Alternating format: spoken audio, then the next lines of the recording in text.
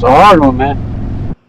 Welcome back to the channel, baby. I have something a little bit different for you guys today. This is kind of a podcast episode, but I'm on my bike and you're going to love it. This episode is going to rip your world wide open. Picture two kids from the same broken streets, the same fight to survive, the same shadows closing in. But one breaks free, builds an empire, lives untamed, and the other, still chained to the past. That's my brother Paul. We are worlds apart now. But this interview, it's not soft talk. This is a blade cutting through the bullshit that we're fed. Just work harder and you'll succeed when the real battle is up here in your mind. Why do some climb out and some fail? We're going to figure that out. For me, when I'm on my bike, that's when I'm free. That's the life that I live. Paul's truth is a wake-up call for you guys because he's not living free right now. He's what happens when you don't step into yourself and believe in your own power and make the changes that you need to make. So this is about questions for you. How are you going to rewrite your story? This is real and you're going to love it. So stay tuned and let's check out me and my boy Paul having a conversation. Trigger warning. This episode dives into the abyss, drugs, addiction, homelessness, self-destruction, maybe suicide talk. Who knows? It's raw. It's real. It'll hit like a brick. So stay with it. These lessons could save your life. Now, Paul, my brother from the streets, you're here and I'm grateful that you reached out. We were kids in the same hell. Acid trips that warped our minds, coke highs, drunk nights, weed clouds. I was homeless, shivering in alleys, selling acid to eat. I nearly died one night when I took too much ecstasy and acid and collapsed on my apartment floor. You had a home, but your mother's house was a war zone. I fought my way out, high school, college, built a business, became a millionaire with health and purpose, wrote a best-selling memoir. You stayed in the hood. You fell to meth, lost your teeth, got government dentures, chopped off your fingers high at a wood shop, lived off welfare, and now you're homeless in a car where you got the car from that lawsuit, okay?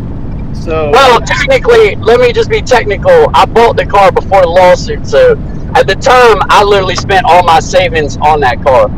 okay, and smart choice that it was. So that was just a quick blip.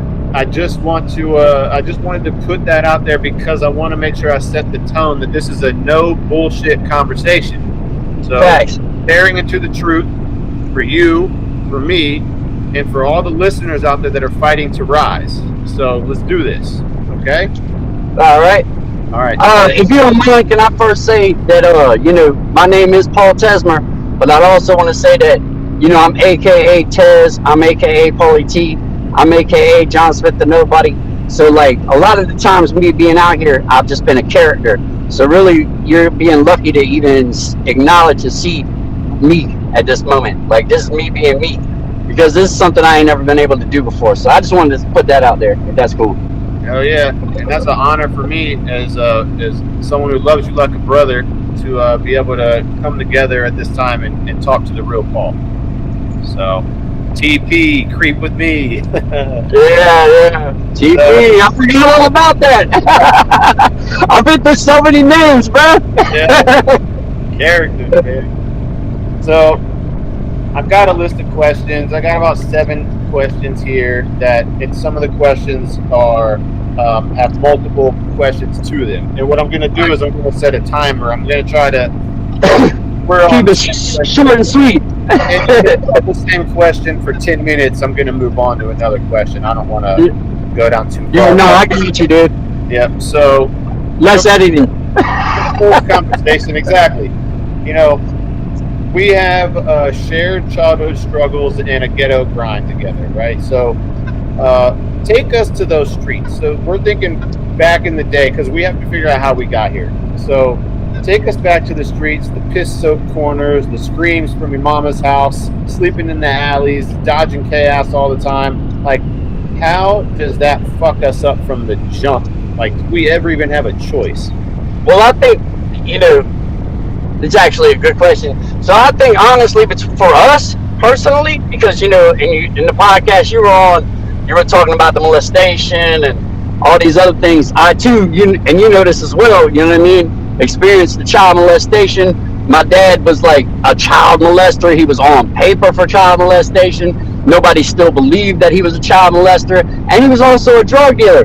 Hence, you know what I mean? Like your past the same way. So it's kind of what it is I think, personally, I think we were bred to be a certain way. And some people like you and your brother, for example, found a way to get out and actually took the initiative to do it. And then there was people like me who just kind of accepted the fact of that's why we're here, but we need to be a better version of that, right? So it's like, now, if I'm going to be in the hood, I'm going to do it with etiquette. If I'm going to be in the pissy streets, I'm going to do it with etiquette, if that makes sense. You know what I mean? To make it that simple, to be honest with you. Yeah, you know?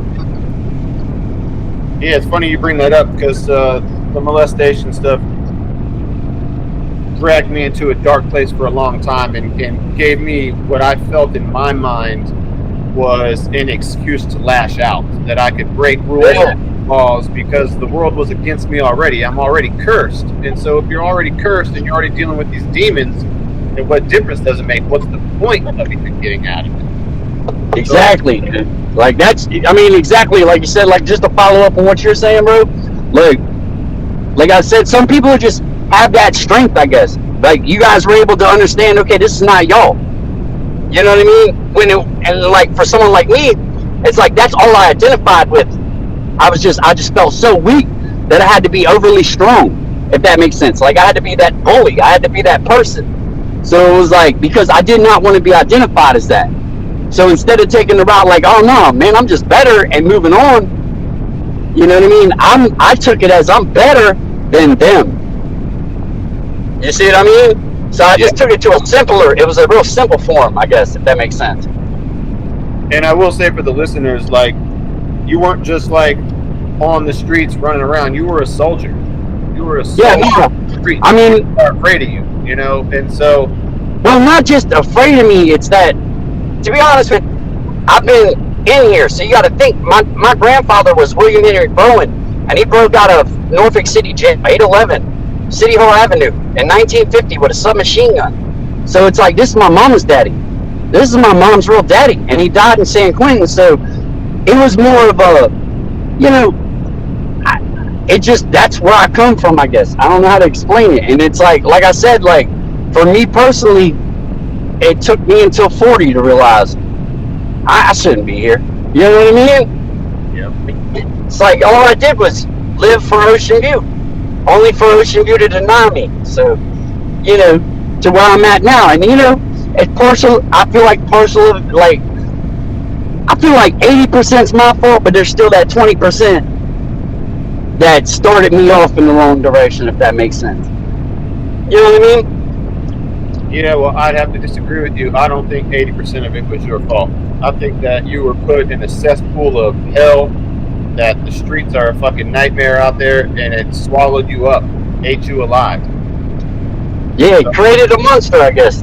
It did. In a sense. And so going back to those earlier times, you know, we were brothers on the street, stealing food, dodging cops. What's the sharpest memory that you carry from your childhood, aside from the molestation, because it already came up, what was the sharpest memory? The hunger, the fear, cold? Was it ambition, street credit? What was it, and why did it ignite my fight to get me out, but not yours? Yeah, that's a good question, actually. So, see, because it depends on the answer, right? Like, so your answer might be different from mine. So mine wasn't street cred or anything like. What I can remember is the day that I realized I found peace, that nobody was trying to get at me. Like, I was that person now. So now I'm good. You see what I mean? I can go downtown, I can go to Ocean View, I can go to Portsmouth, like I'm fine, no matter what. And it was like, but then, you know, I mean, that's a hard question to answer, actually, because it's like, you know, it wasn't until recently that I even realized I could get out, I guess. So even though y'all, like, you guys, like, I've acknowledged this numerous times to you and your brother, like, y'all actually gave me a way out. But I couldn't. Instead, what was I doing? I'm in California wearing Ocean View fucking shit, telling people I'm Ocean View, like they care. Like, who the fuck am I to them? You see what I mean? But it was like I had found so much peace there, and I guess, you know what I mean, a lot of it had to come with my family and shit too, because like I guess I found so much fucking trials and tribulations with them that when I found peace in the streets, that's all I thought about or cared about. So I didn't even care about myself. Like, I cared about Ocean View more than myself. So I would think that the reason why you were able to get out of it and I wasn't is simply because I was not able to be selfish, if that makes sense. So I'll give myself to anybody else out here and I'll go hard for them. But when it comes to me, I won't go hard for myself. I guess that's really the simplest form. If you really want to be, you know what I mean? I'm really thinking about it. You know what I'm saying? So it's kind of preposterous when you really think about it, dude. Like, you know what I mean? You were it sounds, so like, yeah, but it sounds dope. Looking out for me, and so I can see how you would not have that selfishness to only look out for yourself and get out. Well, I didn't know I could do anything, bud. Like, so, you know, for one, I only had a few cats that really acknowledged the positive stuff. Like, I had you and your brother acknowledging my music. Josh Stone, Drummy Stone, actually acknowledged my music a little bit, you know. But outside of that, like, y'all left and they were dead. So, you know what I mean? So then after that, it was like, really no positive. The only thing that people look at me after that was like, just, you're Ocean View. Like, that's it. You're just Ocean View. You know what I mean? You're like, oh, your mom and dad met on a roller coaster or whatever. Like, you're Ocean View. You know what I'm saying? So, I don't know, man. You give me something to think about till when I get off of here. Yeah. Well, I remember one night for me, I almost froze to death in this field, and it was 2 or 3 o'clock in the morning. I'm passing out drunk in the ocean air field, and I wasn't sure if I was going to. Ocean air, you're doing a throwback. Yeah. And you couldn't really be white in Ocean Air, man. Like, you had to know somebody in that bitch. I tried to tell people about the racism back then, and so to be a white kid sleeping in this field, my life was on the line, and I just felt like sort of the hood's weight crushing down on me. Like, I just didn't want to be in that environment, and I just felt like I was here for a better purpose. And so I'm just wondering if there was any nights or any moments where you felt the crushing weight. Maybe you wanted out, but you just didn't make the move. I mean, was there anything that hit you, or were you always at home? Like, specifically, or just what it is? Because if it's just what it is, it crushes me every day.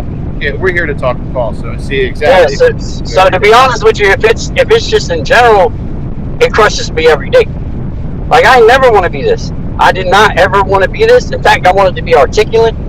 I wanted to be able to speak. I wanted to be able to do music. I wanted to be able to just play music.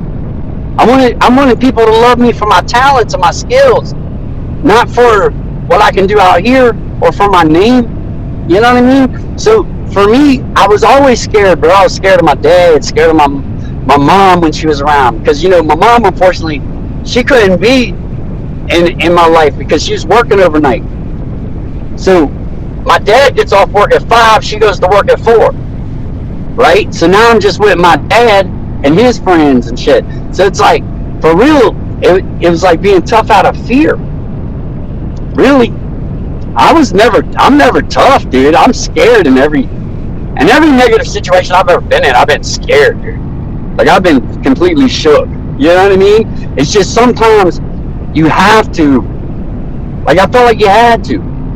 You know, I don't know, like, and honestly, it's people like your family and like Josh and Jeremy's family and shit that even gave me inclination to maybe just think that I could do something a little better. So it's like, even though I didn't apply myself the way I should, or take these outs that I should have, like with you guys and stuff, like, I know now that I should have done it, but at the same time, I still carry the lessons I learned from those things to this day, which helps me live how I'm living now, you know what I mean?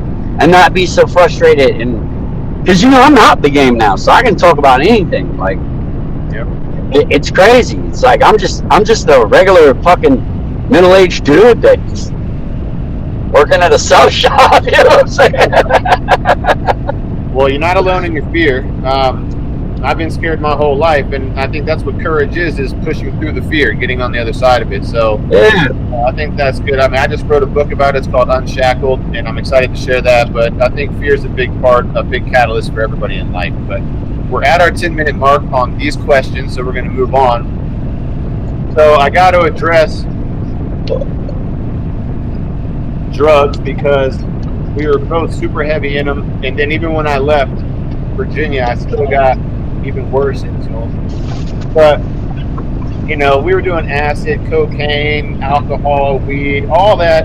You know, we were getting fucked up all the time. But take us to this place for you, and what was it like when you took your first meth hit? Because I never got into the meth, but meth is what got into you and brought it. So, you know, that's funny you mentioned this. So check this out. I'm about to tell you this right now. Now, with that being said, though, we cannot forget those gel tabs. I used to love those. I had to say about the gel tabs. But see, the first time I hit meth, well, you know, I'd hit it up in the country when I was married to my ex-wife once, right? And I dug it then, but then like it was like 10, 12 years later that it comes around here, right? And a dude gives me a rock, and I put the fucking rock on a bowl to smoke the weed at my aunt's house, and I light it up, not knowing what that shit's, because I basically took fucking a gram of meth in one hit. So I thought I was gonna die the first time I hit meth. I freaked out and thought I was gonna die, and I played guitar for like 8 hours. Like I just sat in my aunt's living room playing guitar to her dogs for like 8 hours, bro. And then for some reason, because you know I was in college, so I actually got a scholarship as a minority to Norfolk State University. This is something I learned from you. That's how I got my GED and went to college and stuff, right? So this is funny that you embark on this. And dude, so this is a side note. I lost the scholarship because my ex-girlfriend called and told him I had an open court case, which got dismissed. But it was called the Open Door Project at TCC, Tidewater Community College. And then the lady cried when I brought her the paper, because she said, I was like, to me, because now I'm on peak meth, right? And so to me, I'm like, why are you so sad? And she's like, honey, you're not only the first male to be accepted here, but you're the first white male to be accepted here in 100 years or whatever. And then she's like, well, we can't accept you, so now you're erased from history. Wow. Right? And I'm sorry, because that's honestly, when I think of meth, that's the main thing I think of that. And I think at the time when my house got raided, when my mama's house got raided, and they illegally raided me. But you know, the first time I hit it, bro, it was bad news there. But for some reason, I don't know, I just didn't care about myself enough to just I was like, fuck it. And then it starts out, there's a couple months where you're passing exams or whatever, like you're really making shit happen, you know what I mean? Everything's going smooth. And then it just gets out of control after that. You know what I mean? That's really, I don't know. But I also got off of it by myself, so I didn't have any help. You know what I mean? Yeah, you've always been strong like that. So for the meth, just to walk people through who don't know much about it, explain the rush of it, the taste of it, the blur of it all, and then explain when it stopped being fun and when it started to like own you, and how you broke away from that. Did it kill pain? Did it pile on more pain?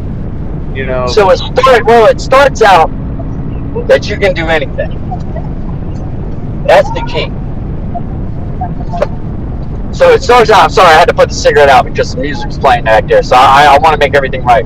But it starts out that it's fucking amazing. So now I can't tell you how the meth is now, because when I was doing it, it was never abundant. Nobody knew about it. You know what I mean? So it was a very select few. Now it's everywhere, and it's like everybody does it, right? But it's like, so I'm sure it's weaker. Like, it's the way any drug does, acid, anything else, right? But it's like, you know, for me, like, it was amazing. Like, dude, I could get 3 days of things done because I'm hustling and I'm in college.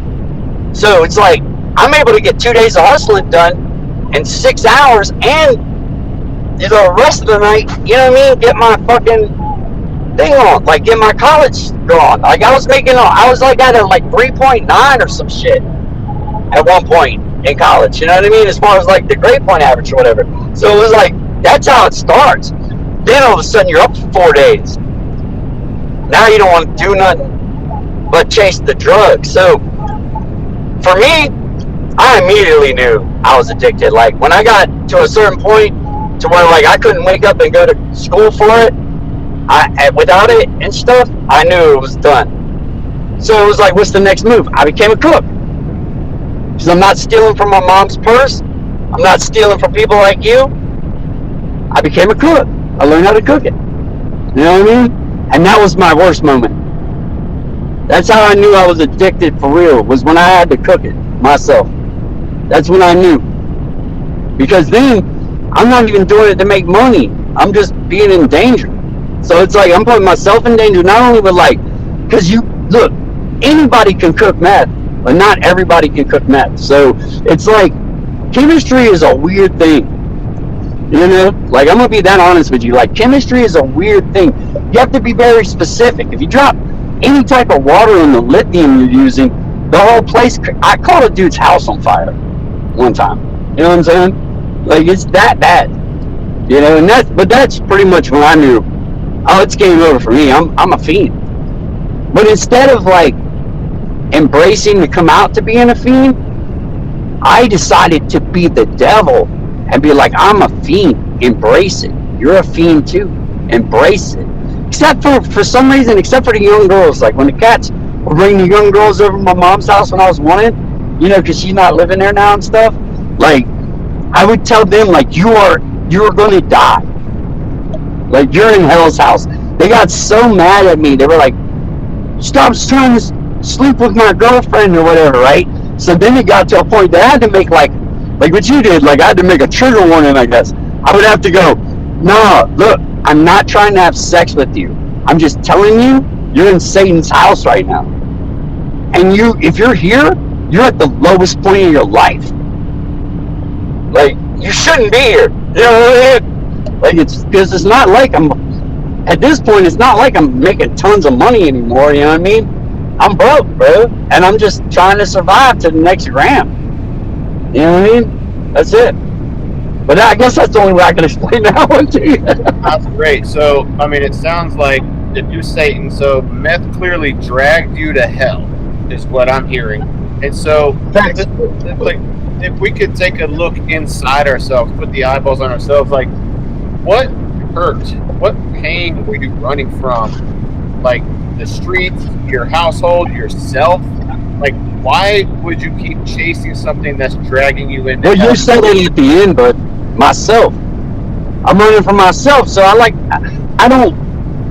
come to realize now in my life at 45 that I'm lazy, bro. Like, so I've given up. So, but I didn't realize that I gave up at 36. You know what I mean? Like, I didn't realize that I had given up a long time ago. So, I was this dude that would put shit in your head, build you up, like, let's do everything. Let's make everything happen. And then just not even try to do it. You see what I'm saying? The only thing I tried to do was damage myself. Now, that I can't tell you why.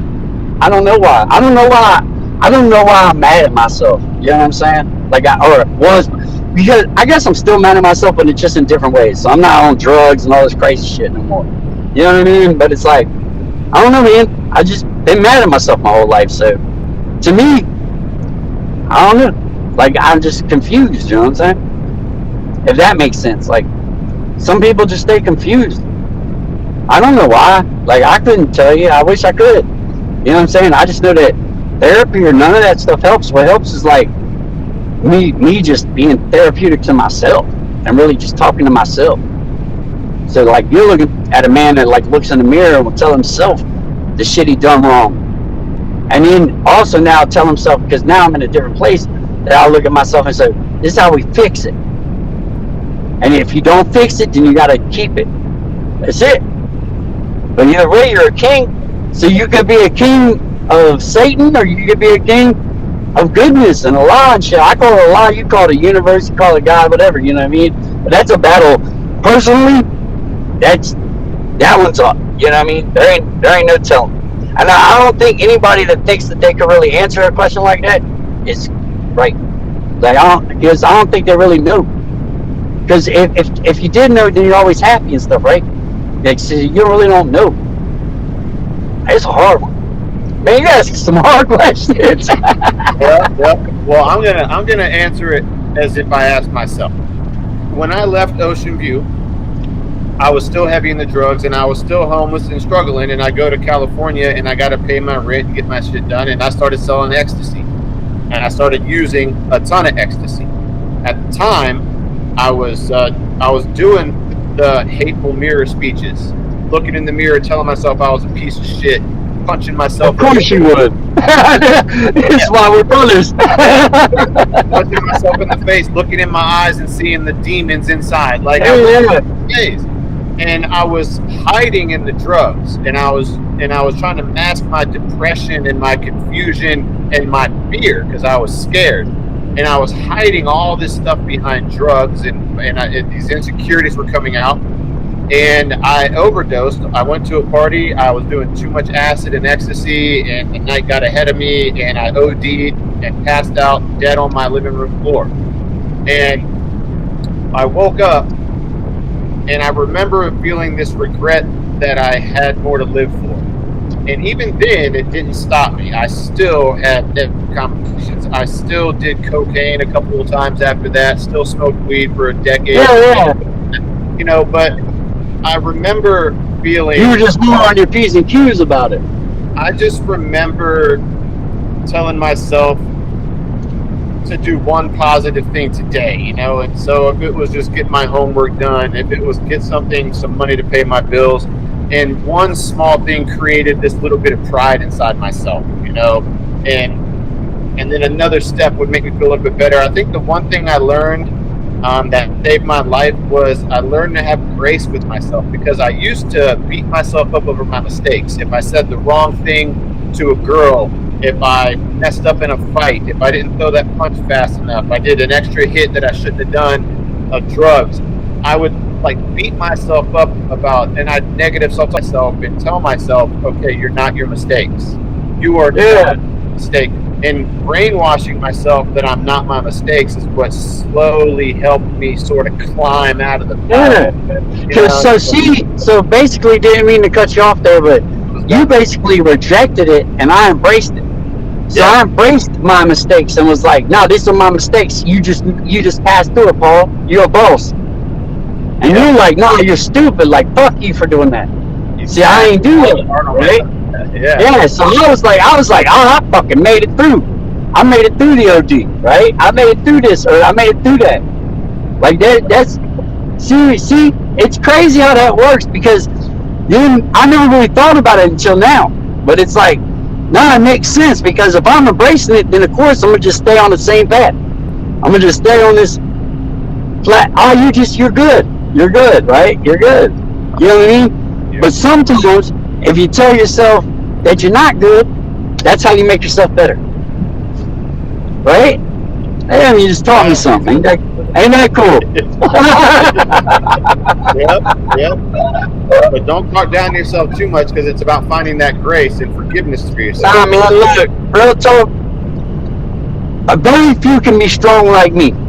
So I talk myself down all day. I cry to myself. I do all that. I do all these things. You know what I mean? And it's like, but at the same time, I'm just not gonna fall. I don't know why. Like, I really don't know what my purpose is. I just know I'm not gonna fall. So, you know, just for example, like my homelessness, me being homeless. Like, I'm homeless right now because I didn't fight my child support. I just paid it. Like, I only, dude, $60,000 deep. Now I'm 19. I owe $19. You know what I mean? So it's like, it's a whole lot of, and I don't know that kid. I've never met him, never seen him. I was just locked up, and they were like, DNA test. And then for some reason with me, I was just like, you know what? Nah, bro. I didn't want to fight that. I'm going to just give that money to the mom. Call it a day. You know what I mean? So it's like, I guess I just embrace all that down shit. When really I should probably fight it, if you really think about it. Now that I'm thinking about it. Yeah. Why are you giving me things to think about, bud? You had a really good question about fighting it. So we're going to move on to another question here, and we're going to talk about you and I having diverging paths and how in one direction and you went into another. And so I remember being in that cesspool of fucking ghetto Ocean View life, and I clawed out of it. I clawed out of it by getting through school, by getting through college, by starting a company, making a bunch of money, finding purpose for myself. Somehow you stayed stuck. And so I'm curious what happened. Is it that you had a lack of ambition, or that you just gave up, you quit? Like, walk us through how you ended up being an Ocean View street soldier all these years. So now it's a lack of ambition and feeling stuck and stuff, right? Like now at my age now, and that's why I've been rejecting it here lately. But I honestly think it just goes back to what I was saying earlier about the rejection and embracing. So it was like, you rejected this stuff. You were like, I'm better than this, period. And instead, I embraced it. I was like, no, this is what I am. I'm going to be the best at it. You know what I mean? Because this is all I got. Like, that's how I looked at it, right? You guys already knew. Nah, dude, there's something better. There's got to be something better. But for some reason in my mind, there wasn't for me. You know what I mean? So it was like, that's why I embraced it. Like, I've been in that answer a long time ago. Now, it's more of I've honestly just lack of ambition, giving up on myself, and things like that. Does that make sense? Yeah, no, it does. So it's almost like you had ambition just for the wrong thing. No, dude, I had ambition for nothing my whole life but the wrong things. Yeah. So if I'd utilized that ambition to the positive things the way you guys had, I'd probably be where you guys are at. Like, if you really think about it. In fact, I know I would. But unfortunately, at the time, I just had so much subconscious doubt in myself. Meaning that I was confident as hell if you saw me on the street. But subconsciously, I'm unconfident, I'm scared, I'm a bitch. I'm scared, right? But it's like, so instead of like just taking that fear and utilizing it to be better and like really just get out of this shit and do what I gotta do for some reason, and which I couldn't really explain to you why. I mean, I don't know how that works, but it's like, for some reason I took it and utilized it to be the biggest, baddest motherfucker I could be here. And it took a lot of getting beat up. It took a lot of, like, you know what I mean? You don't win every battle. So it's like, it takes a lot. Honestly, it took more to be what I am than it probably would have took for me to be where you are, if that makes sense. Because it's like the mental game of it all. So there's like a whole mental game to it. But honestly, I never even thought about it until you start asking these questions to me. Yeah, I'll say, people that don't know you that are listening, I will say that Paul was the king of Ocean View. Like, and when you're in a town as violent, it's been known as Little Vietnam, as crazy as Ocean View, to be the king of Ocean View, that takes a lot of grit. That's, if you tackle the world the way you tackled Ocean View, you would be more successful. It'd be amazing. It'd be amazing. But unfortunately, I didn't do that route. Not to say that I can't start doing it now. Nope. Which that's my battle right now with me and myself, right? But it's like, at the same time, it's like, nah, I think about that sometimes. But it just wasn't easy, bro. And then honestly, once you get to a certain age, now I'm a nobody here, because all the young cats are here doing things. So now it doesn't matter who I am at this point. So that, for real, my peak of like people knowing me in Ocean View only lasted for 10 years out of the 45 years I've been here. Like, think about that. Like, that's crazy. I never really thought about that until now, right? So it's like, it's kind of amazing.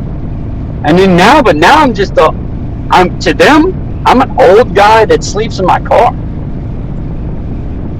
They have no idea what I've done on the streets. You know what I mean? Like, That's crazy. yeah, it's insane. And then it gets even deeper because now it's like being gentrified out here. So now it's like rich money. It's money, money, money. And I'm like, all day I think to myself, like, how can I be a part of this part of Ocean View? The way I was a part of this part. Like, how do I do that? You know what I mean? And that's something I got to figure out personally, but it is what it is, man. I mean, what can you do? Try a little bit harder every day. Every day. Was there a moment when you had an opportunity to change, but you failed? And what was going on in your head? What are you drinking? So there was a few moments. There was a moment with you in St. Louis Obispo where I thought where I had an opportunity to change and I didn't utilize it, and that goes back to what I was talking about previously, that I was still just in the Ocean View mindset. And this is ironic. And then there was a moment that I was with this man named Troy Davis on tour, and I got sponsored by Neon Black and stuff like that at one point. But then I wowed out so much when I was on tour with them on the festival tour, because I was emceeing for Troy, right? He was called Anodyne, and I was emceeing for him, and he was like the DJ. It was all dubstep, EDM type stuff, you know what I mean?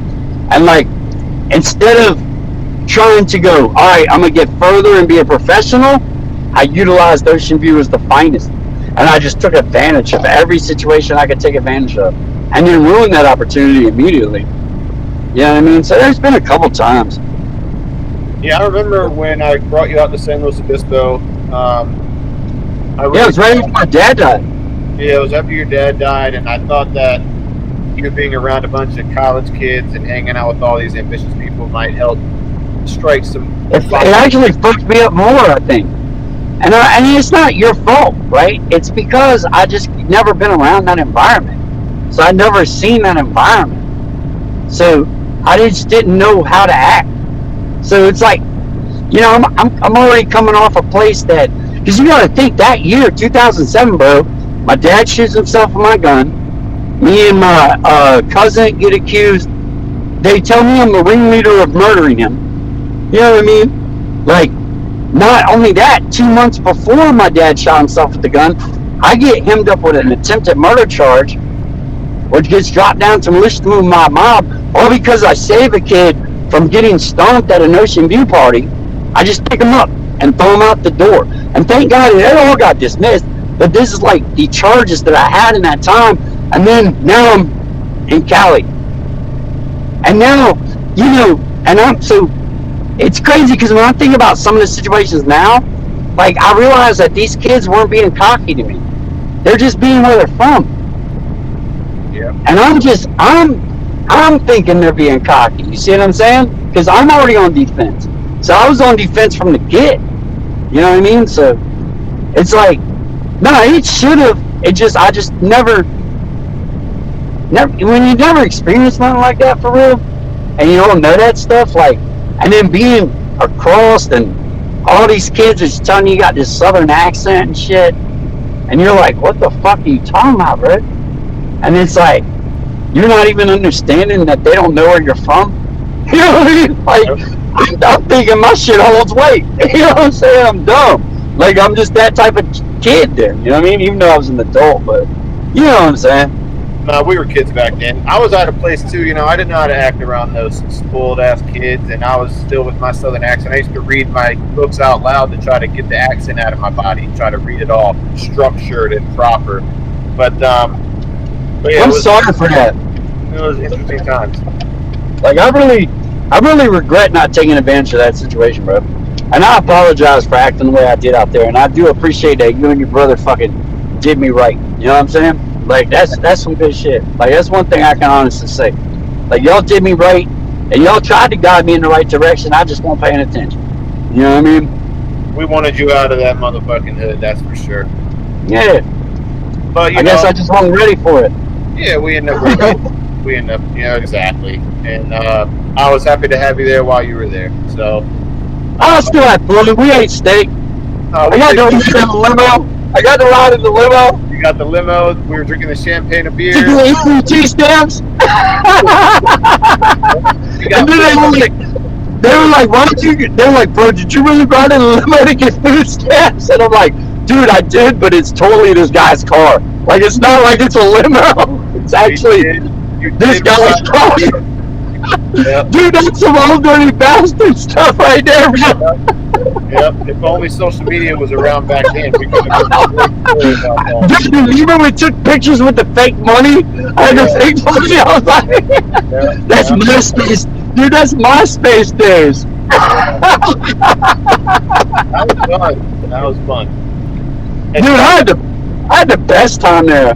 We went to that party and like played beer pong and stuff, and I freestyle rapped. Yeah. Some of those days were fun, and I saw the volcanoes, like the mountains, the unactive volcanoes, whatever, like the big ass, they had bonfire stuff. Like, dude, that place is beautiful, man. Yeah. That place is beautiful. I went to the McDonald's. Yeah, you did. You went to McDonald's. You went out there and you did right. You tried. You got a job. I mean, you did your thing. I did the best I could, man.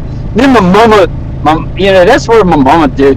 Because, she called up and was like, we don't really think about it, because she was calling them like, she can't take it.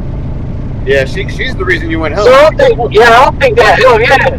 Yeah, the more I think about it, she was like, come home, I need you here right now. I've lived like 5 different lives, so the more I think about it now, like, nah, dude, like, because I remember coming to you being like, bro, I gotta go home. I remember. Like, my mom's on this level, and she, dude, to this day. Where you at, Ma? You know what I'm saying? For real. Well, I'm glad that you brought up the food stamps and stuff, because I want to talk about a couple things about government aid. So, for instance, your teeth, because of the meth, got all messed up. Well, it was part of it. So, meth was part of it. Some of it was from when I got smacked in the face with a baseball bat. Yeah, okay.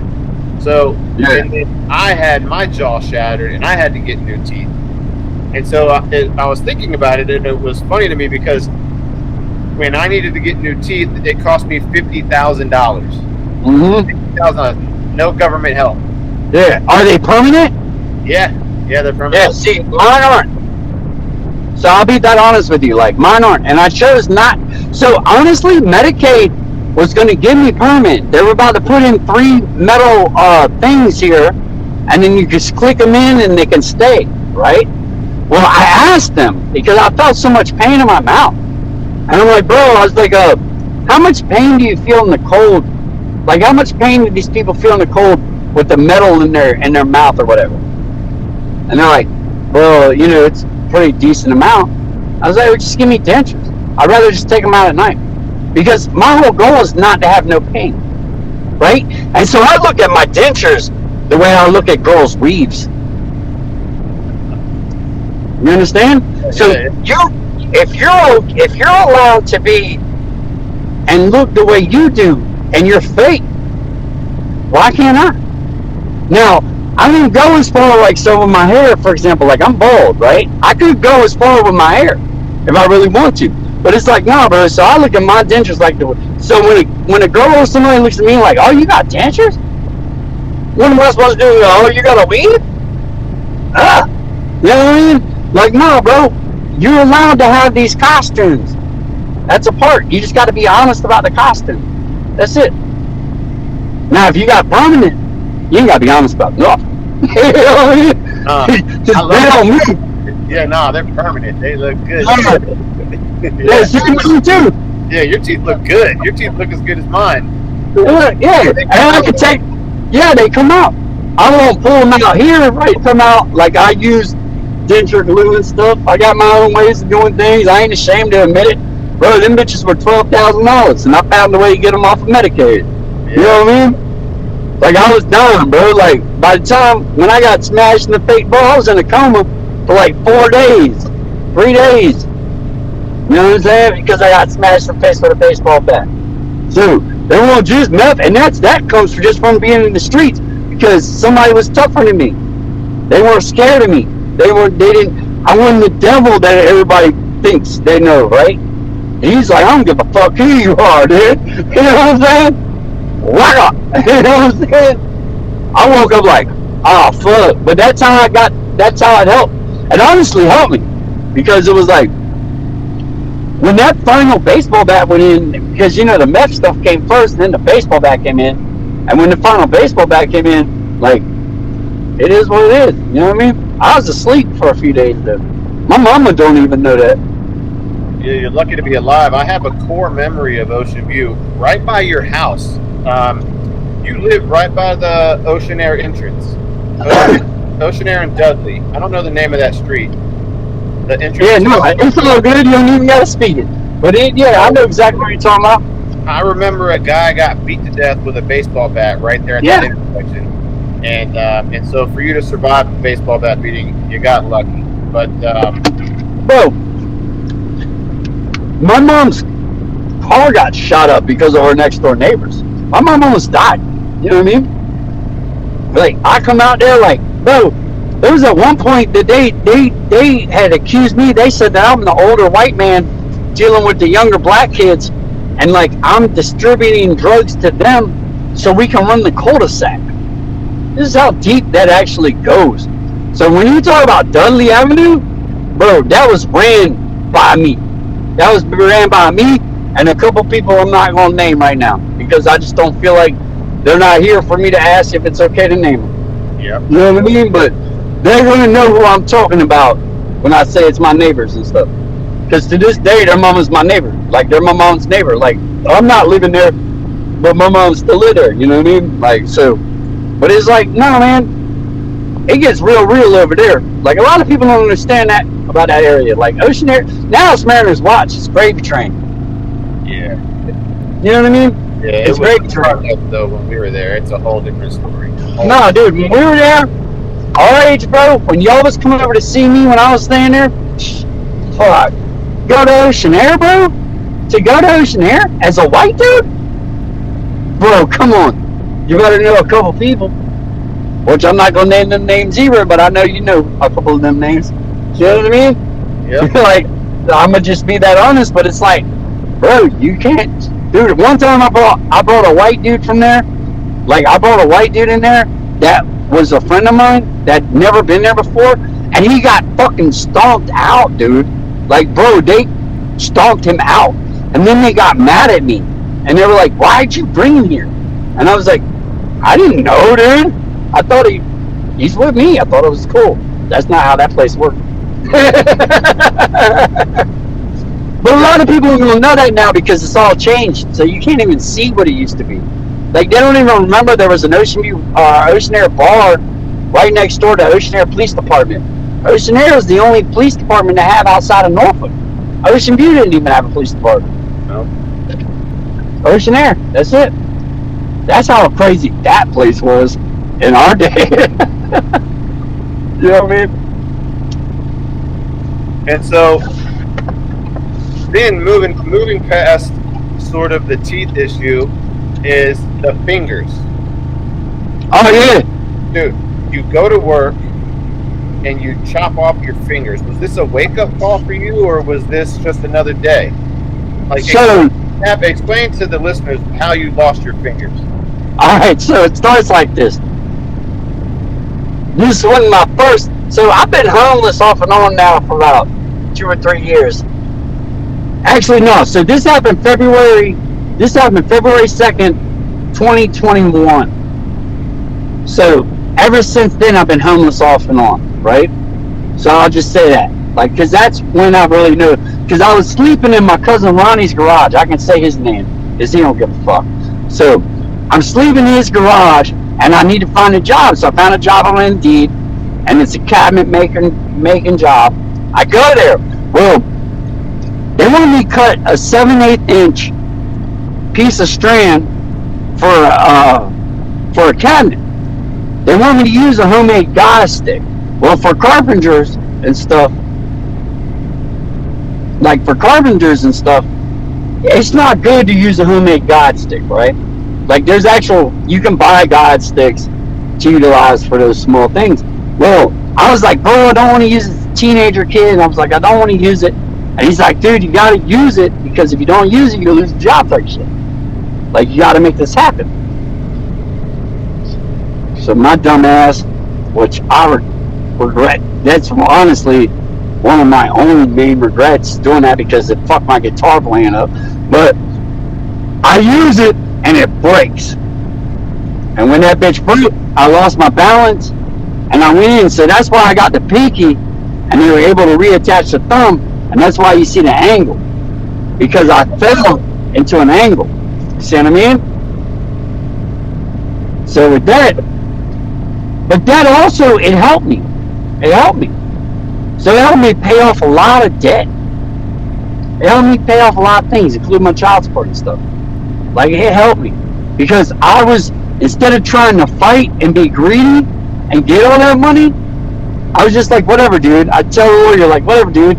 Honestly, I don't care, because I've lost my fucking fingers, bro. Like, I'll just be that real with you. Like, I lost my fingers. Like, I just want to play guitar, right? So it's like, bro, just pay off all these people so they'll leave me alone. So I ended up, even though I won't disclose how much money I actually got, which was a lot, but I ended up with, like, I think $18,000. All Which, that's what helped me with this car later on. You know what I mean? So one thing people don't know about you is that you've been playing guitar your entire life. So when you lose those I'm fingers, still playing it. and this isn't your strumming hand, this is the fretboard hand. And so Yep. you go from somebody who can escape and zone out on the guitar and jam out, like, as long as I've known you, your whole life you played, and you lose that. And I'm better than ever, dude. I'm better than ever. And you're better than ever. I love it. I am. And the reason why I'm better than ever is this, is because, so, those times that I'm playing with all my fingers, I'm not coming up with real stuff. So now when I play, which is barely, like, I'm not gonna lie, like, I don't play every day. It's barely. But when I play with this pinky, like, this is honesty. When I play with this pinky, and I play, bro, just amazing. For me personally as an artist, amazingness happens. You know what I mean? Like, I think what bothers me the most is, like, because I just know I could switch to certain things that I can't do now. Like, I won't get into too technical, because music theory bores people. You know what I mean? But it's like, that's the only thing that kind of stops me. But I've been to open mics a few times and played my pinky, but it's like, my voice is better now. So now, when I sing, it sounds like a real voice. It's not like just me just screaming the way I used to, or, you know what I mean? Doing dumb stuff. Like we used to drive around. We could drive around us for 2 hours straight with beats playing, and you could freestyle the entire 2 hours without skipping a beat. People don't realize that level of talent and how much fun it was. Real talk, I still can, bro. Eric, thank you for bringing that up as well, because I still can. I can still freestyle. I practice it every day. Like, I always put on an instrumental. Yeah, you were a natural, so it's. Did you see? Bro, I got lost. So I got lost, right? Started doing dumb TikTok videos. Like, now I got a little buzz, so I'll just be honest. Like, I started, like, well, I mean, I've always been honest, but you know what I'm saying. Yeah. Like, I'll just be real, because some things I didn't want to discuss at first. But it's like, started doing TikTok videos being stupid. Some of them get 60,000 views. Some of them get no views, right? But I freestyle too in them things. And it's like, now I need to stop that too. Like, that's another thing. If a person gets so quote unquote lonely, right? So not alone, but just quote unquote lonely. Because of our technology and stuff, they tend to go right to that. And that includes myself. And I'm like, nah, so now I just like literally like stop doing everything, because I'm trying to rebrand it all. I want to rebrand it all. You know what I mean? Be better at it. Because music is what I am. Like, music is what I know. When I think of you, I think of music. Yeah. Well, that's what everybody, like, if you really talk to regular people, like just cats that are doing, outside of the Ocean View street stuff, when they hear my name, it's music. The only reason you didn't make it is because you were trapped in Ocean View. You sound better than you got skills, bro. Give yourself credit. I believe that. No, I believe why I didn't make it was because I'm in Ocean View. I think it also because I didn't take the initiative. I took more initiative in being in Ocean View than I did being a musician. Yeah. And that takes a lot for a person to admit to themselves and to somebody else, right? But it's like, no, that's not. No, I could have, because I had opportunities to be. Dude, I played the Normal. I played where Prince stood. I played where Nirvana stood, but and they loved me. They loved me. It was one of the most amazing nights I ever had in music. Was when I played in the Norva.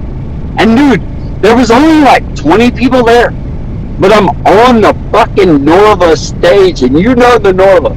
So I'm on. Your older brother worked at the Norva. You know what I'm saying? Like, I'm on the Norva stage playing the Norva, and all the sound guys and shit, which they told everybody, they're like, we're not using reverb, we're not doing this. As soon as they heard me, they fucking just automatically did that shit and made my shit sound so amazing.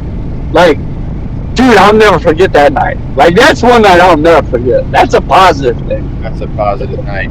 I love Tiptoe in the Trap. I don't know. Tiptoe in the Trap's one of my favorites, and then the Wings. You know what Tiptoe in the Trap was made? I was on Meth. They love it when you call them. They love problems. They consider themselves to be problem solvers. Hey, that's what they do. Believe every word, cause every word is true. Always had a swag, baby, now I got the shoes. Here's where I shout out loud, so she knew. Oh, baby, it's okay. Diamonds are custom made. I told you I'll be right back. Got a turn into the trap. Hey, baby, it's okay. Diamonds are custom made. I told you I'll be right back. Got a turn into the trap. Gonna tiptoe down to the That's I was on Meth. That's too bad. Hey, baby, look. Guess what? The chorus comes from Josh Stone.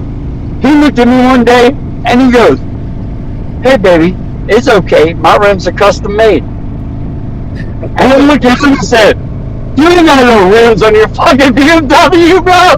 And then for some reason, it just caught. Bro, it caught so hard that Joey Boone, who's still homeless out here too, he's homeless now.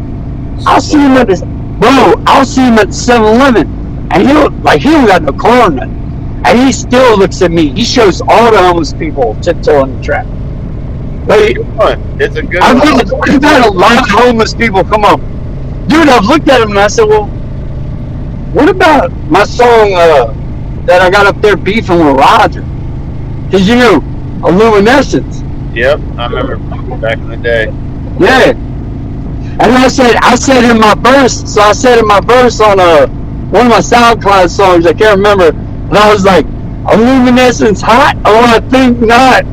Matter of fact, the first album, well, it just flopped. You know what I mean? Like, cause it did. And then it was him and Kevin Justice.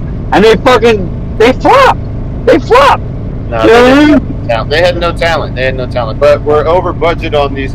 I got to move on to the next question. We're way over budget. I think we're 5 minutes past our budget line. Oh, my bad, bro. Because I want to get into the realities of life, right? So you got a minimum wage job. You're sleeping in your car. Describe it to us. Describe the stink of it, the heat of it, the loneliness. Is this the bottom, or have you sunk lower than this before? And why not make a big drastic change?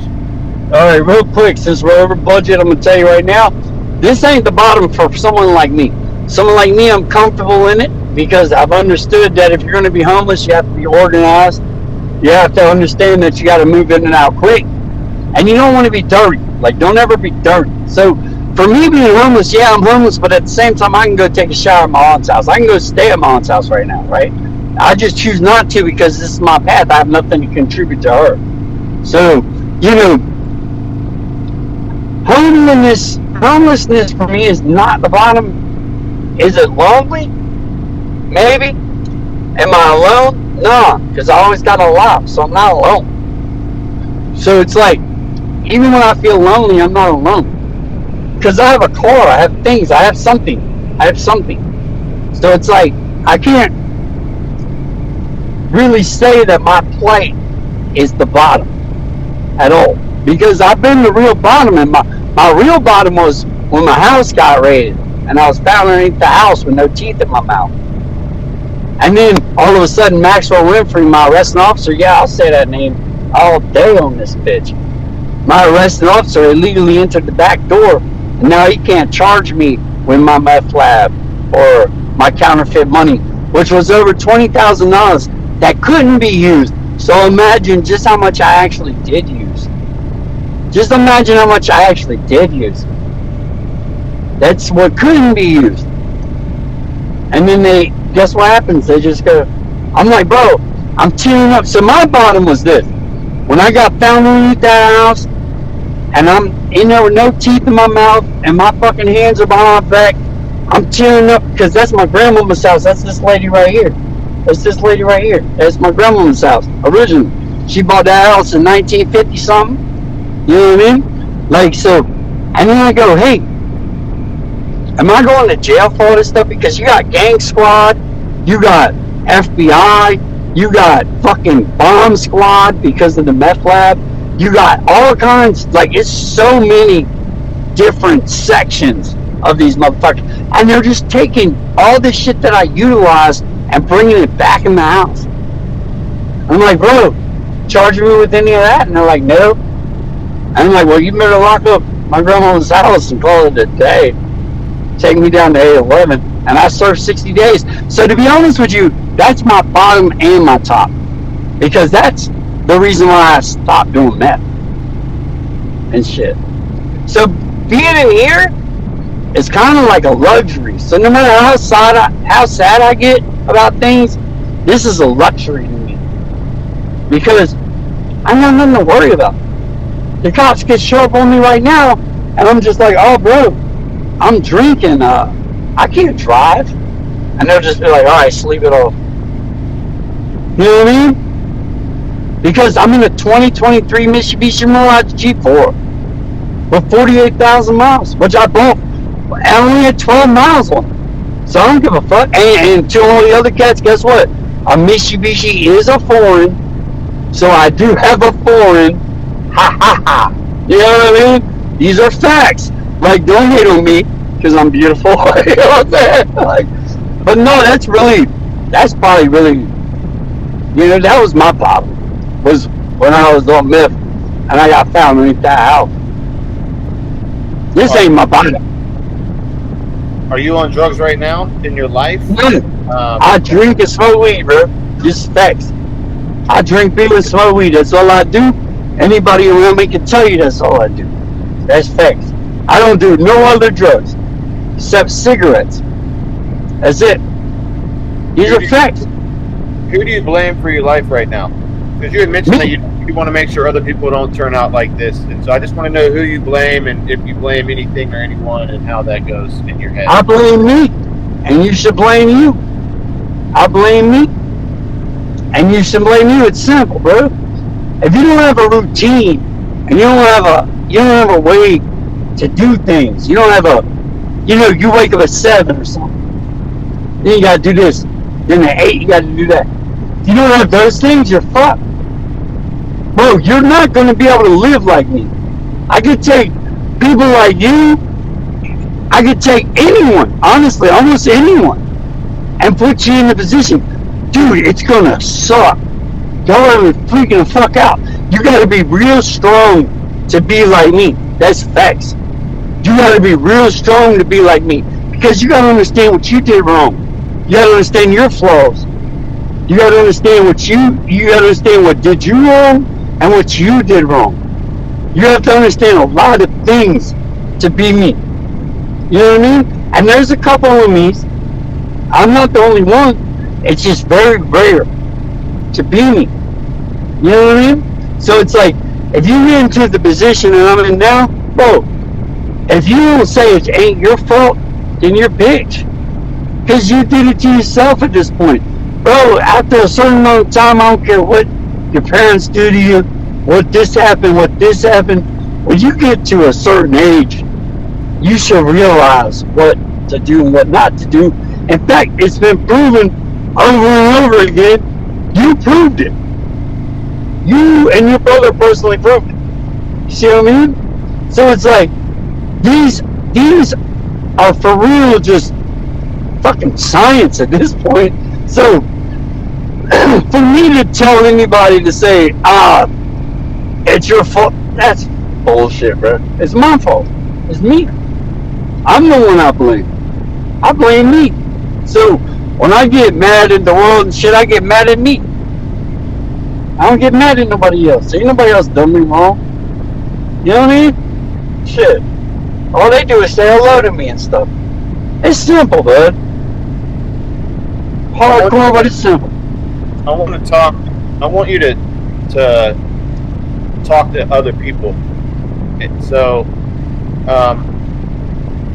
your younger self, for instance, or a younger person like yourself, if you could shake your younger self, what would you say? What emotional holes like denial or shame kept you stuck? Or what kind of, if you saw a younger kid in your shoes when you were younger, what would you say to them right now? What age? Let's say younger people that are still going through their existential crisis stage. So I would say between the ages of 16 and 22. Well, about 22, I would say, what the fuck is wrong with you? Now, at 16, I would say, what are you holding on to? Like, what person has told you that, you know what I mean, this is what you have to be?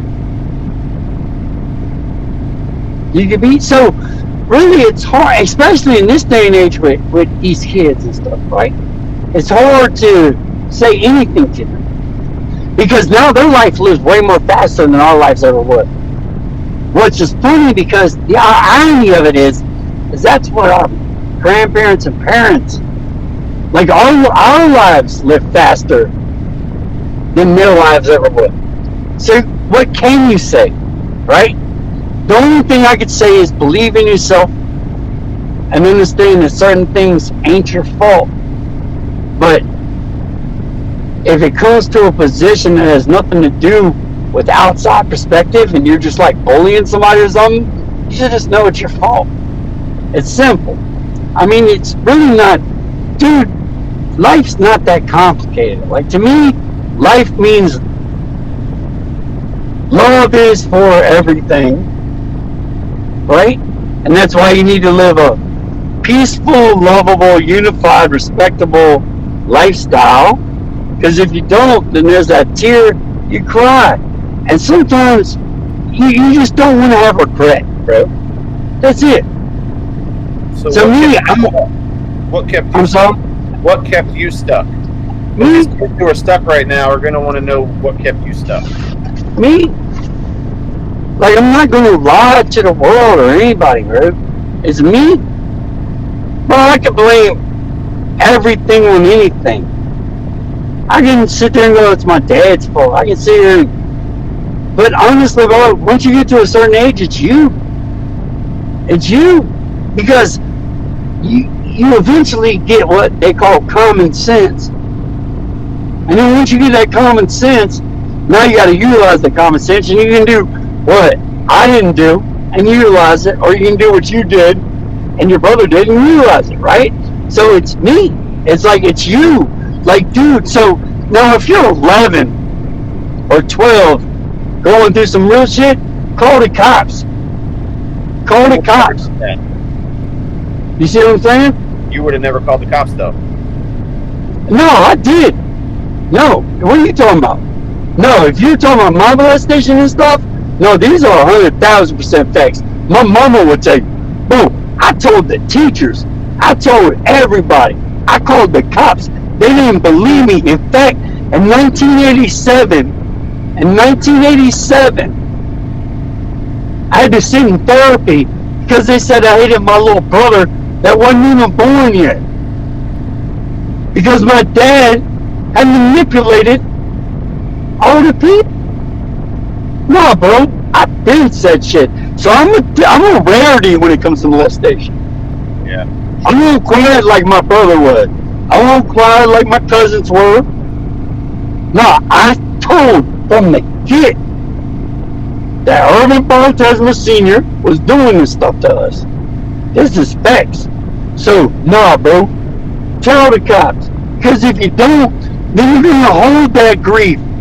You're going to hold that pain. And then you might not get nowhere. You know what I mean? Yeah. I can honestly say 100% as Urban Paul Tesmer Jr. can say, I told every person they said to tell. And my dad just manipulated it, bro. It was the 80s. What can you do?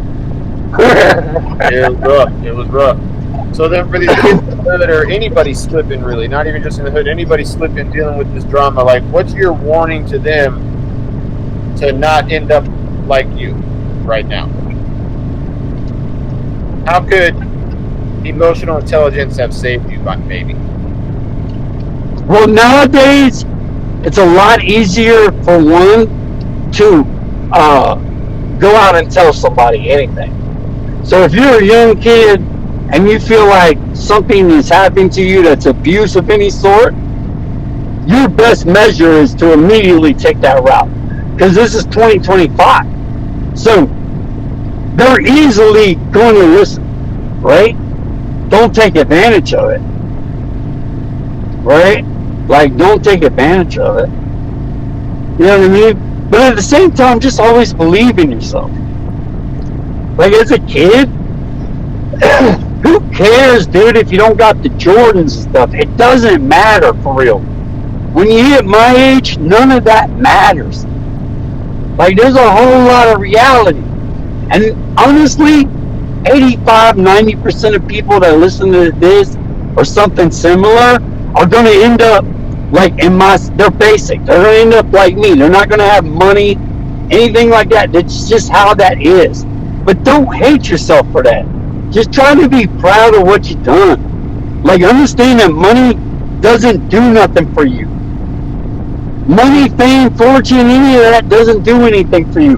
What will do for you is that you understanding you, I guess. Like, you just being comfortable with yourself. Like, that's what's going to bring you happiness. Like, I've had money and I've been broke, but neither one of it brought me happiness. You know what I mean? It's me being okay with me, I guess. I don't know, these are complicated, you know what I mean? But it just is what it is. I'm asking you very complicated questions that don't have an answer, because we want to get to the root of things, and these kids are confused and they don't have answers, and I think it's important that they understand that there's not always an answer. There's self-love, there's grace with yourself, wanting something more for yourself, there's taking one small step in the right direction every single day. There are these things that we can do despite not having answers. Well, yeah, and that's facts, and it's actually, for me personally, coming from where we come from with OCU, I feel like these kids have it worse. Because that says a lot. Dude, their parents don't have answers. Their parents are on TikTok like them. Like, so, yeah, I'm maybe on TikTok and stuff, but I'm by myself. I have no family, nobody, you know what I mean? So it's just me, right? But it's like, bro, imagine being a 12-year-old kid, seeing your mom twerk, or seeing your mom dance sexually to whatever this is. Yeah. Dude, I'd have killed my mom in 92. The fuck you talking about, bitch? Why are you doing that shit to me?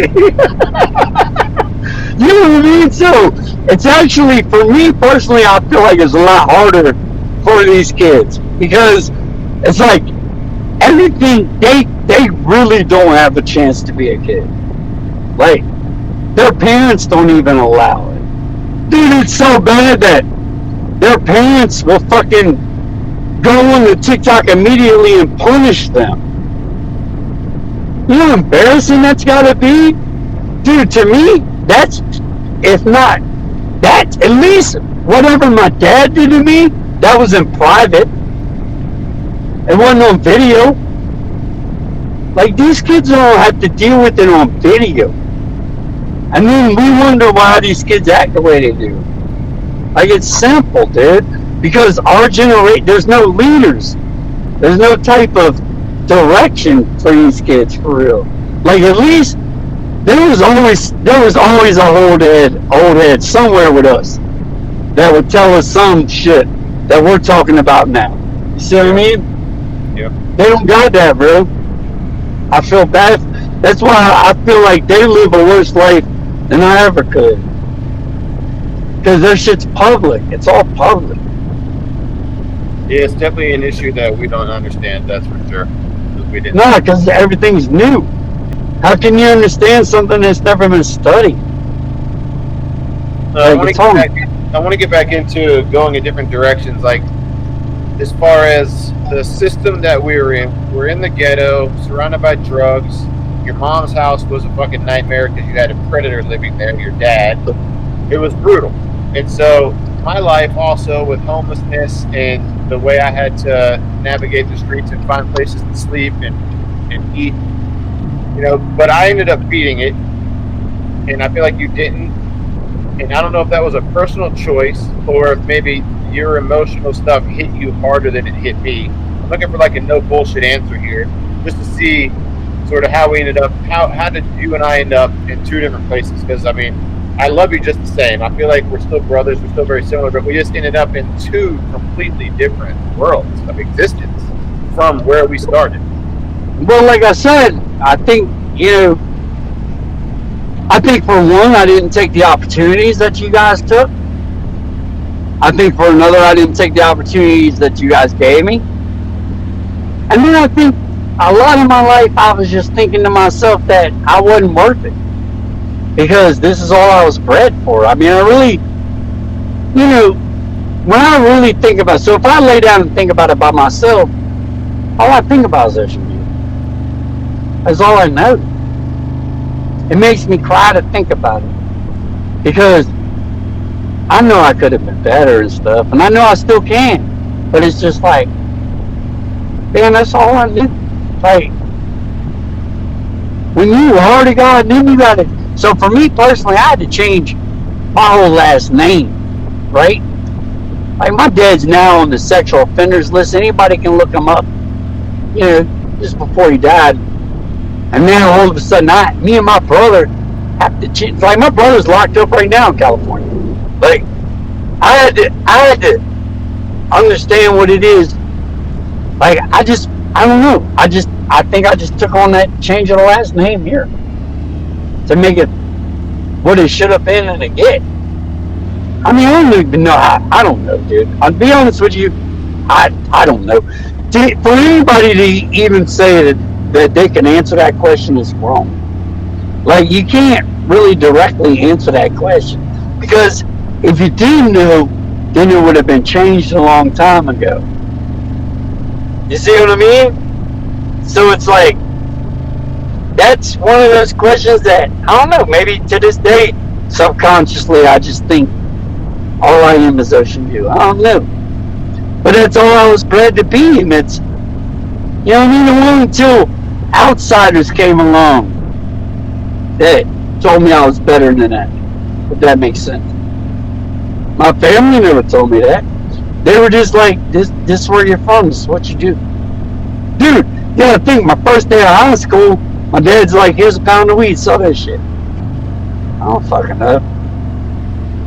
And that's after me fucking giving him fellatio until I was like 11. Hey, no worries, he got his payback. Yeah. It all worked out. At the end, but he did his damage. Dude, I took his ashes, threw him in his favorite fishing hole with his best friend. Told his best friend that what he did to me. And then a fucking angel popped up in Shenandoah River. So his ashes sunk, so it was in the middle of winter, bro. His ashes sunk down.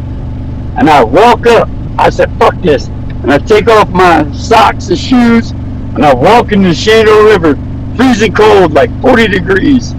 And I throw a fucking rock down. And then his ashes flow up, and it's a fucking angel. Right then and there, I knew he was released. I knew I was released too. Life is a weird thing, man.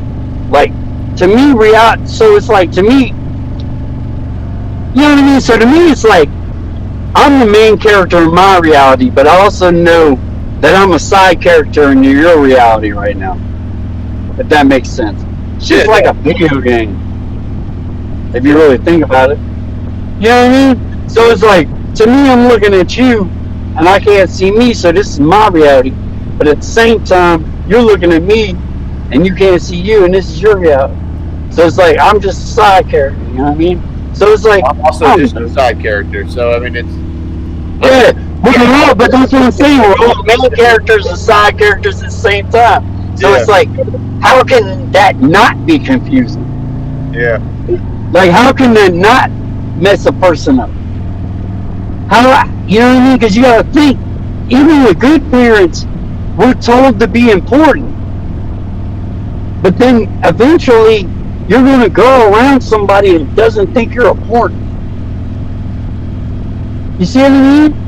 So it's like, it really doesn't matter what you've been through and stuff. It just, what really matters is how you hold yourself, I feel like. And what you tell yourself at night. So that way you can be the better the next day. You know what I mean? Because a lot of people don't realize, bro, your brain lasts for 10 minutes after you die. So when your heart stops, you're thinking for 10 minutes. Like, what are you going to think about? If you really think about it. Well, I want to take a step back, and we're going to conclude the podcast with this. And so I want you to give a truth to somebody that you can save them from your path or your negative way of thinking or the things that made you spiral down. But I want to say, come from this space. We've talked. I know you. We've had a lot that we've discussed in this conversation. I saw you growing up. I saw you in a toxic house with a predator. Your mom not doing anything to help you. I saw you on the street fist fighting. I saw you building a reputation for yourself, sleeping with girls randomly, selling drugs, doing drugs, you know, surrounded in this toxic, racist world. And as time goes on and you stay, you have best friends. The brothers that overdosed, both of them, they came up a bunch in this podcast, and they're gone now. There was an epidemic in Ocean View of all the drug use, all the heroin overdoses, where we lost so many people we grew up with all in the same 3 years from the same fentanyl-induced heroin. We had all of this pain and suffering, and I'm just curious, as somebody who's been there in the trenches and lived through this his whole life, you are truly your Ocean View. You are, when I think of Ocean View, like when you think of Ocean View, you think of Ocean View. When I think of Ocean View, I think of you. Truly. And so we want to save these kids. We want them to follow another path. That's what you said when you reached out to me, that you want to make sure people don't turn out like you. So I'm not pointing at you. I'm giving you your space to speak. But offer this truth and give whatever you want to say it.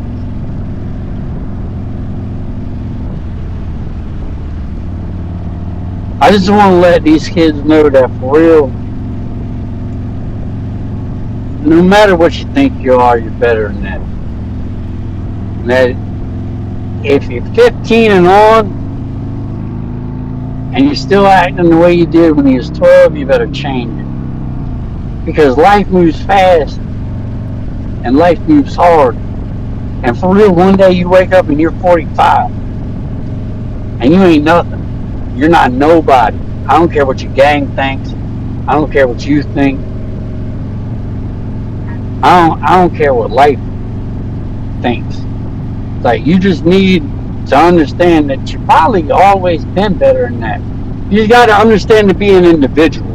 So instead of just like living to your surroundings, live to be you. That's, I guess, what I would say at the most. Is like, don't let your surroundings define you the way I let my surroundings define me.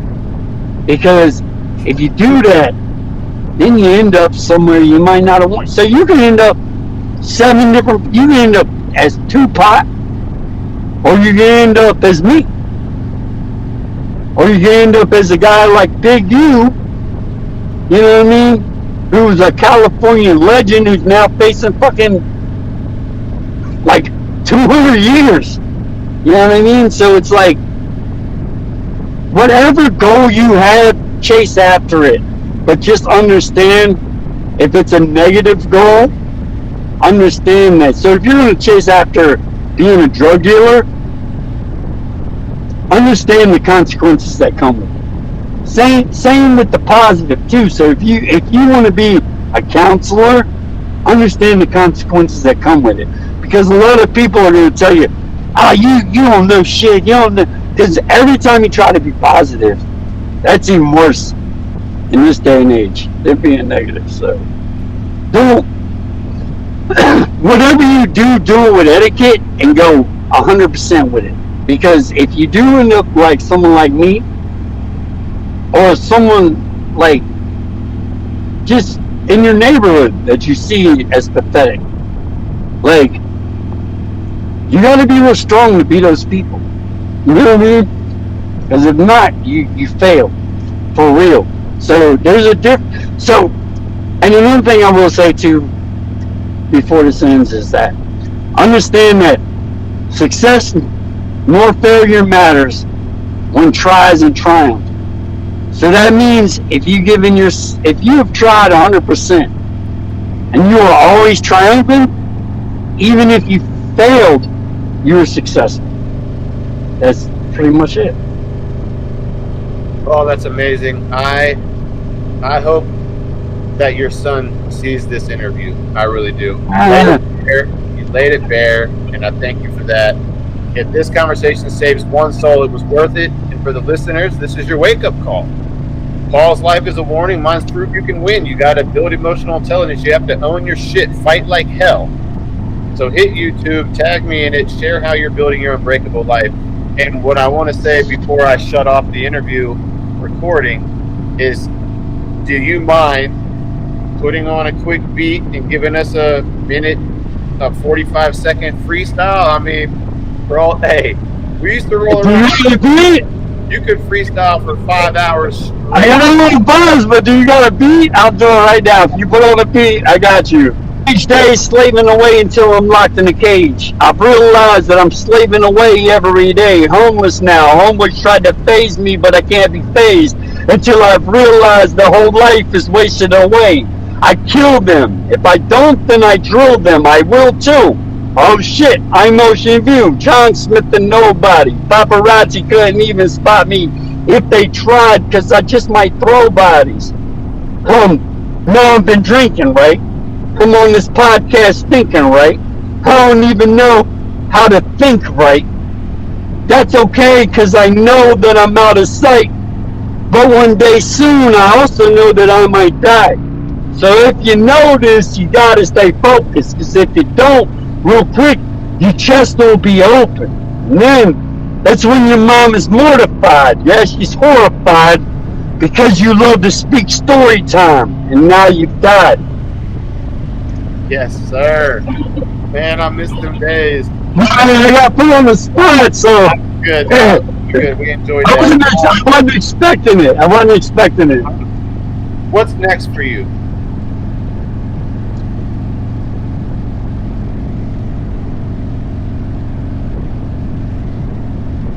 Death. Death is next for you. Is this the Is this the end of the road for you, or this could be the catalyst? You I got. don't know if it's the end of the road for me, and I don't know.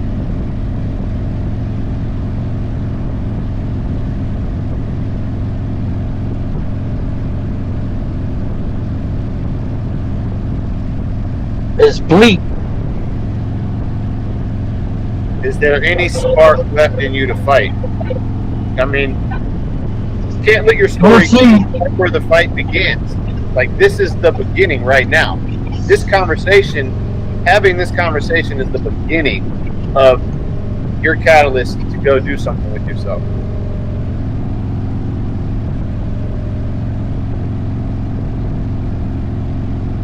Yeah.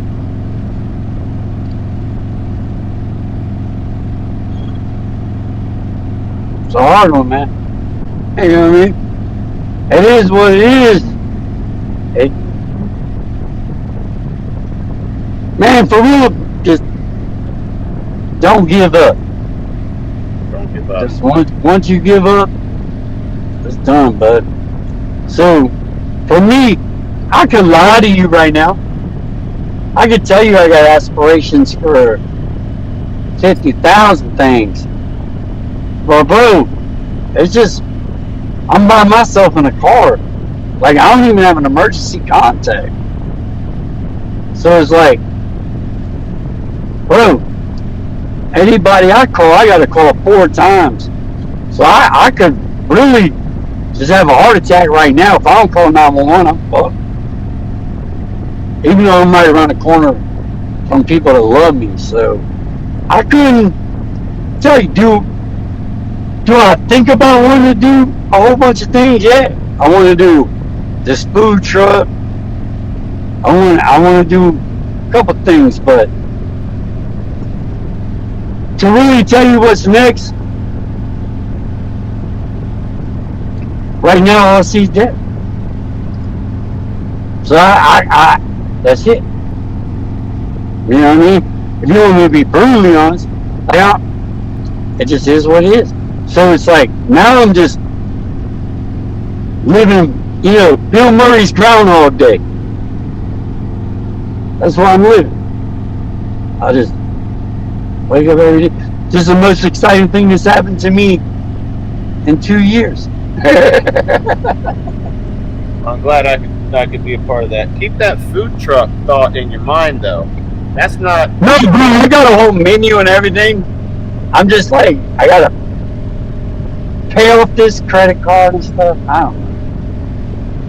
You know what I mean? Look, I'll figure it out. I'm gonna end it. I want to end the podcast with you saying you're gonna figure it out. I'm gonna turn off the recording right now. All right. They love it when you call them. They love problems. They consider themselves to be